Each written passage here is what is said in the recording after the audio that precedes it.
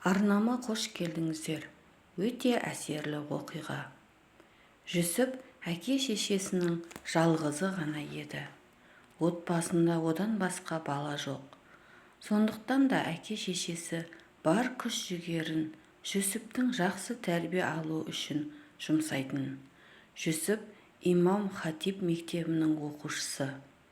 Оның бұрыннан бері ұнататын қызы бар. Есімі Аяулым. Аяулым сыныптың ең инабатты қызы. Албырт жүзін үнемі жерден алмайды. Басын көтеріп жан-жағына алақ-жұлақ қарау ол үшін жат. Тіпті үзіліс кезінде де сыныптан шықпай, үнемі үйінен өзімен бірге ала келген кітаптан бас алмайды. Аяулым ұнататын Жүсіп сабақ кезінде ылғи оған ұрлана қарайтын.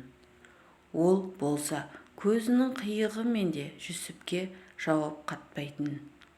Жүсіптің өзіне деген ыстық ілтипатын байқайтын да емес. Әйтпесе Жүсіп сыныбының ғана емес, мектебінің ең көрікті оқушысы. Өзге қыздар онымен дос болу үшін жанын салатын.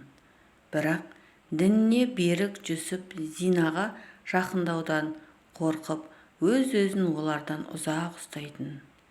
Десек те, қанша тырысса да, Аяулымға келгенде оның бұл тағаты таусылатын. Аяулымға ұрлана қараймын деп, көз зинасына жол беретін.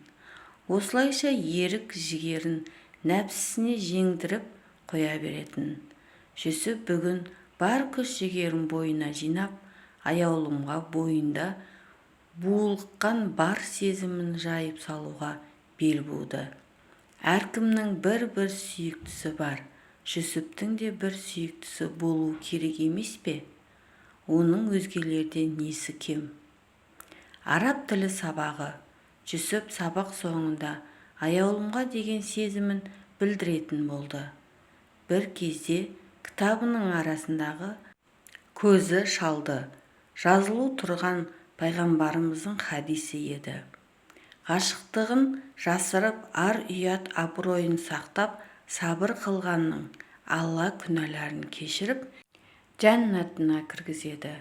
Қайдан келген қағаз бұл? Біреу тура Жүсіптің жан дүниесін оқып қойғандай.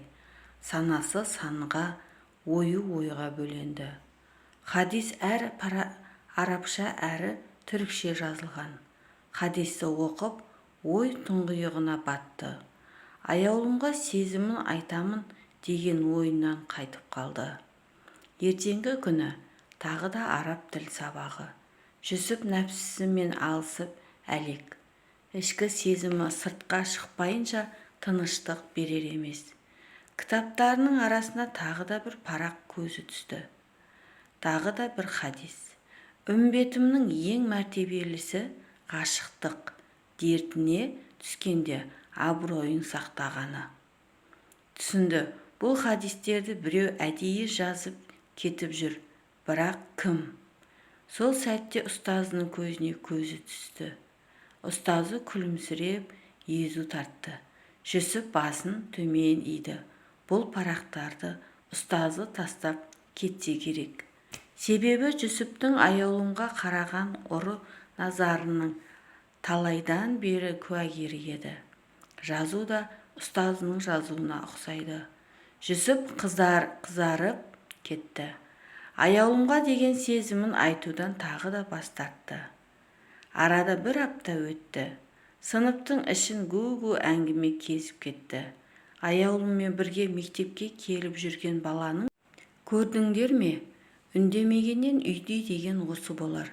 Сүйіктісі ғашығы бар болып шықты. Жүсіптің төбесінен жай түскендей болды. Аяулымның оған жар бола алмайтынын түсінді. Салы суға кетті. Қиял құсы қолға қонбастай ұшып кетті. Аяулымнан енді күдер үзуден басқа шара жоқ.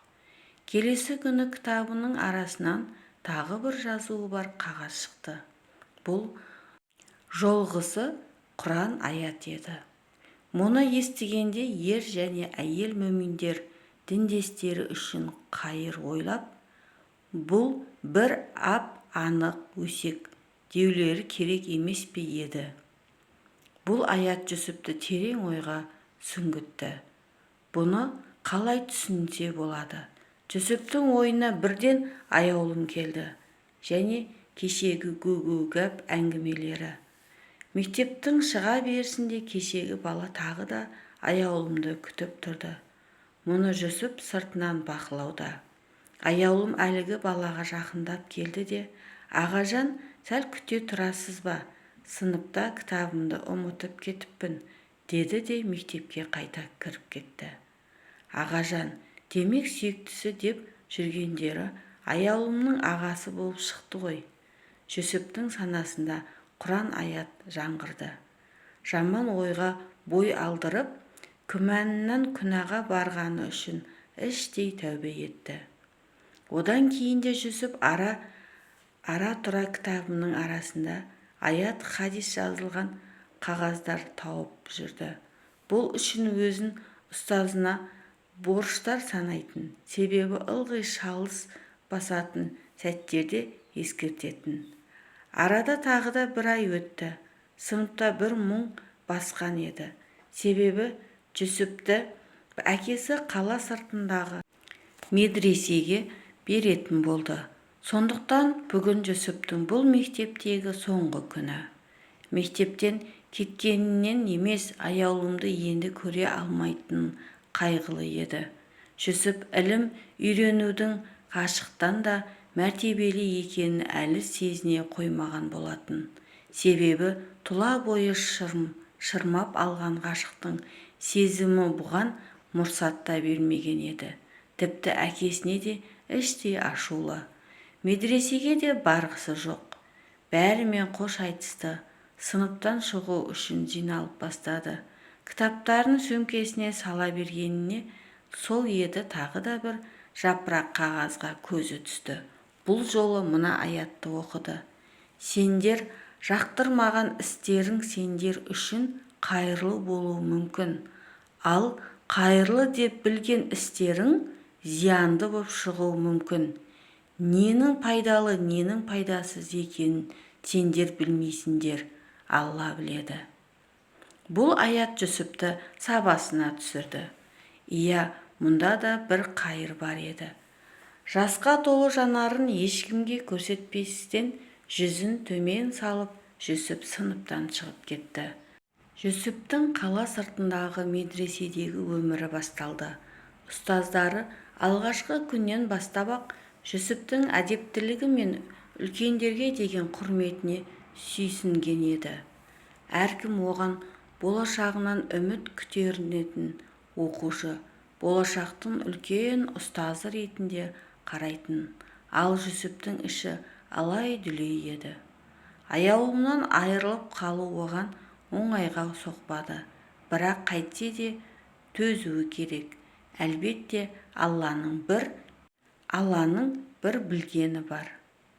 Арада 5 жыл өте шықты. Ұстазы Жүсіпті өзіне шақырды. «Жүсіп, сен осы уақытқа дейін көрген ең озат шәкіртімсің.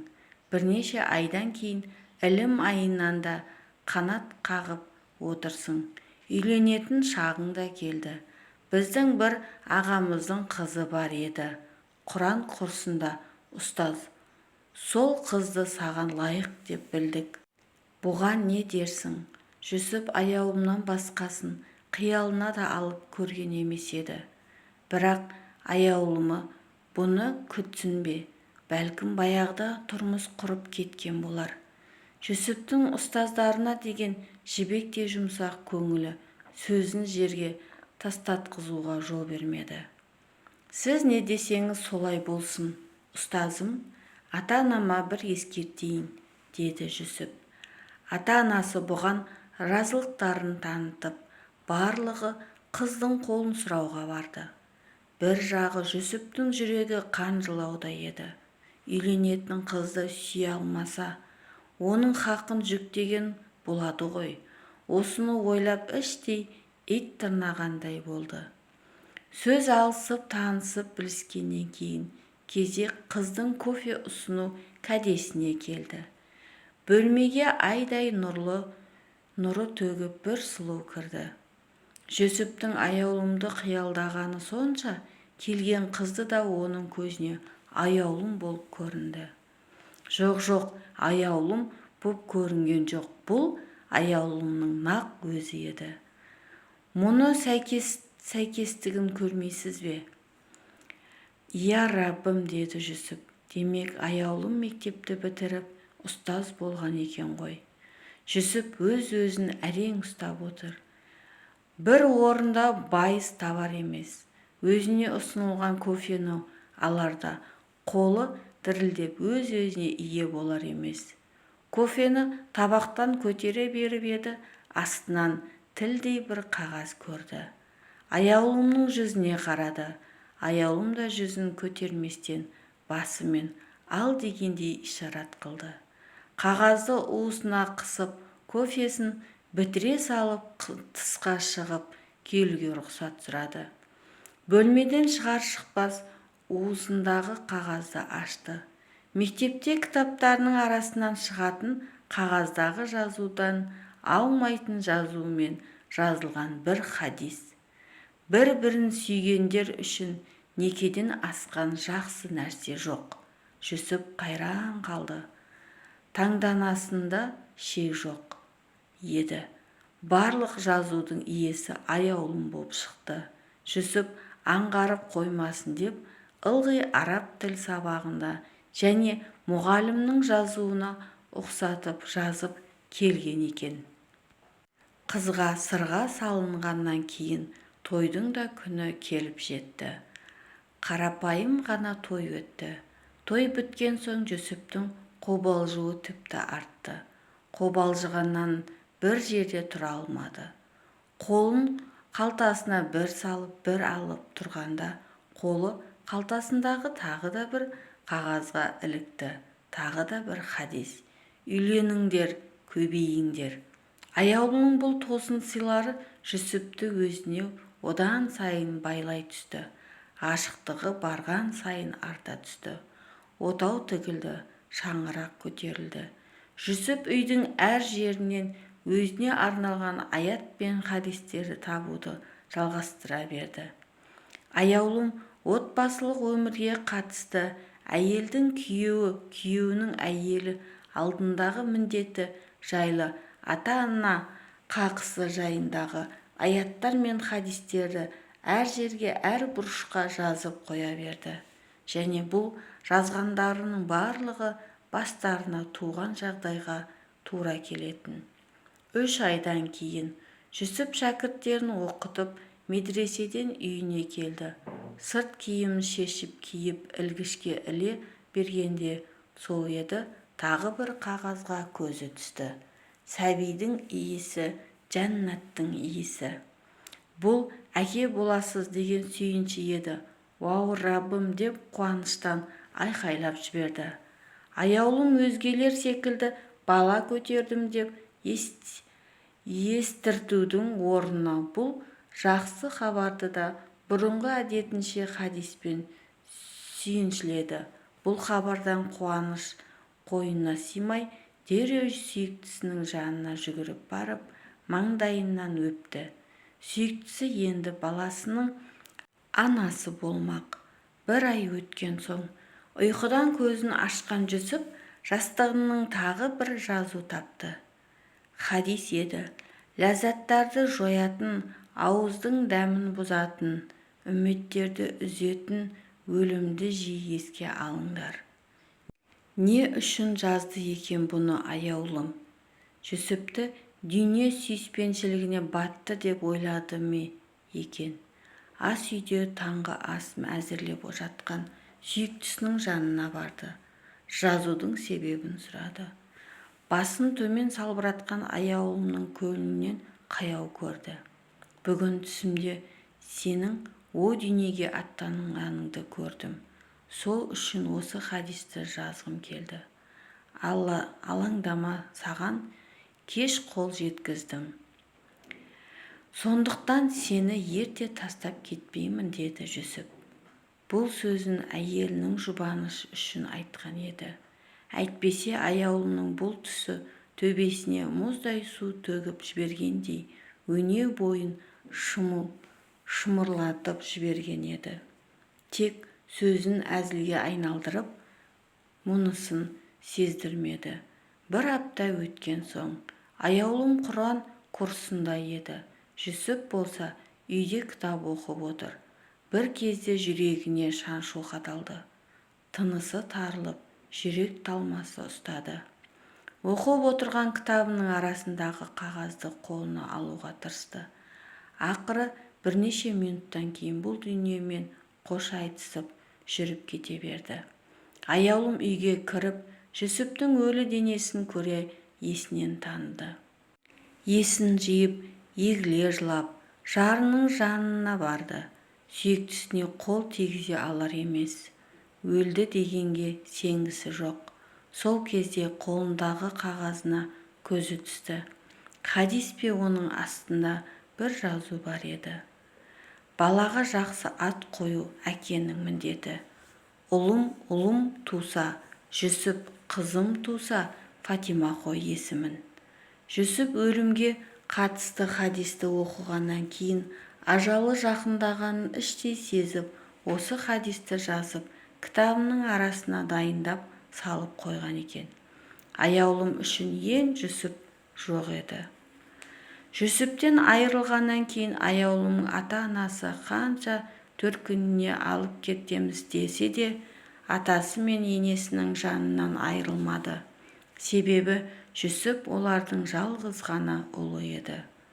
Аяулым кетіп қалса, қайғы үстіне қайғы жамылып, жығылғанға жұдырық болар еді.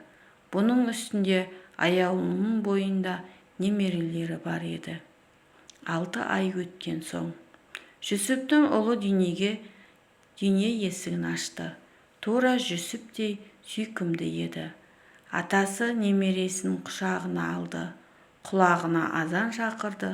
Сөйтті де көз жасқа толып, бұлққан үнмен ақырын ғана: «Қош келдің ұлым, қош келдің немерем, қош келдің екінші Жүсібім» деп әкеден аманат болған есімі берілді.